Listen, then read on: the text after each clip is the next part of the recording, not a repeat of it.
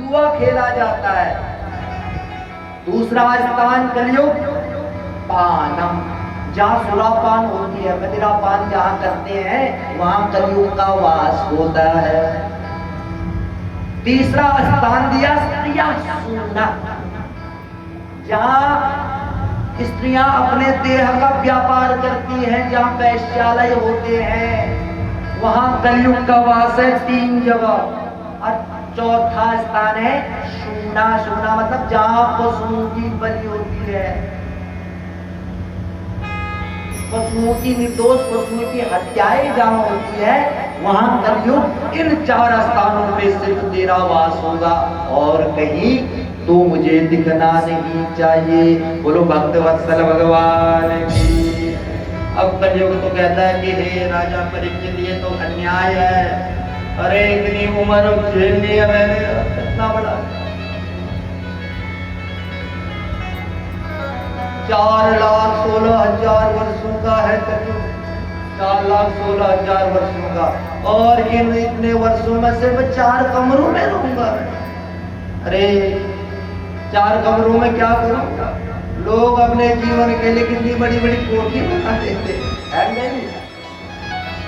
और उसी में सबके लिए अलग अलग, बच्चों के लिए अलग अलग कमरे, ड्राइंग रूम अलग है, अलग अलग स्टडी रूम अलग है, और मेरे लिए 4 ही। ये तो नहीं चलेगा। कहते क्या चाहता है कलयुग तू? ताकि प्रभु मैं सोने में वास चाहता हूँ, बोलो भक्तवत्सल भगवान की। ताकि मेरा वास स्वर्ण में भी हो। ताकि नहीं स्वर्ण में, फिर सोचते हैं ठीक है स्वर्ण में भी तेरा वास, लेकिन कैसा सोना? अन्यायोपार्जितम स्वर्ण, अन्याय से उपार्जित जो स्वर्ण रहेगा वह कलयुग तेरा वास होगा। ये 5 स्थान कलयुग को राजा परीक्षित ने दिए। बोलो भक्तवत्सल भगवान की। बस कलयुग ने कहा प्रभु बस हो गया, यही तो चाहिए था मुझे, और तुरंत कलयुग राजा परीक्षित के सर में चढ़ जाता है। बोलो भक्तवत्सल भगवान। अब क्यों चढ़ा? कहा कि भाई जो अनीति से कमाया गया सोना होगा उस पे रहेगा, लेकिन ये परीक्षित के सर पे क्यों चढ़ा? अरे राजा परीक्षित ने आज जरासंध का मुकुट पहना था, जो भीमसेन ने जरासंध को मारा था ना, और मुकुट उठा करके लाए और कोषगार में रखा था। राजा परीक्षित ने कहा कि ये आज सही लग रहा, आज इसी को पहन के शिकार करने जाऊंगा। बस वो अन्याय से यहाँ कलयुग का वास हुआ, और कलयुग का जैसे ही वास राजा परीक्षित के अंदर प्रवेश हुआ। अब राजा परीक्षित जंगल में शिकार कर रहा, थक जाता है, और थक करके चूर होकर के एक ऋषि का आश्रम था, समीक ऋषि के आश्रम में पहुंचता है। और समीक ऋषि की तो अपने योग ध्यान में बैठे हुए लीन थे। राजा परीक्षित कहता है कि समीक ऋषि प्रणाम, मैं राजा परीक्षित, प्यास लगी है, जलपान कराओ।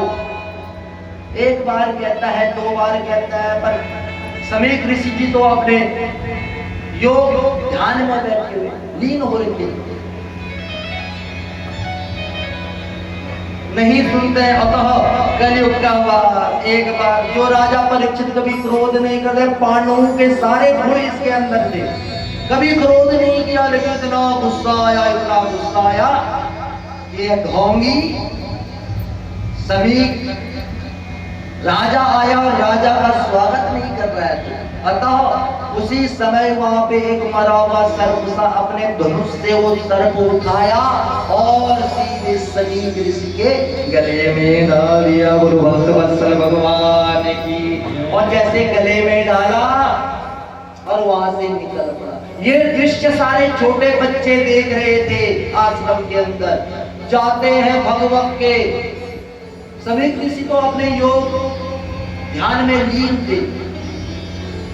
बच्चों ने ये दृश्य देखा, जाते चिल्ला करके नदी के किनारे जो समीक ऋषि के पुत्र थे, श्रृंगी ऋषि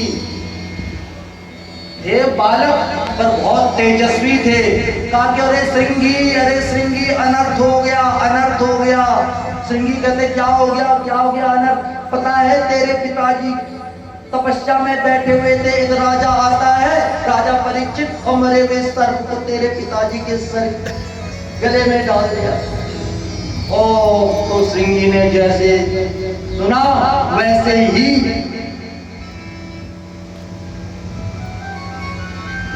जल लेकर के साप दे दिया कि हे राजा परीक्षित, तूने मेरे पिताजी का अनादर किया है, जाओ मैं तुझे साप देता हूं। अरे कुलंगार, इतलाम इत मर्यादम तक्षकः सप्तमे हनि तंक्षयिस्म कुलंगारम चोदितु मे तदद्रुहम्।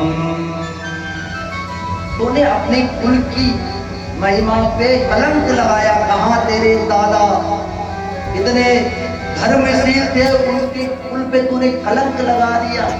मैं तुझे साप देता हूं कि आज से 7वें दिन के बाद 7वें दिन तक्षक नाम का नाग आएगा, तुझे डस लेगा और तू मर जाएगा। बोलो भक्त वत्सल भगवान की जय।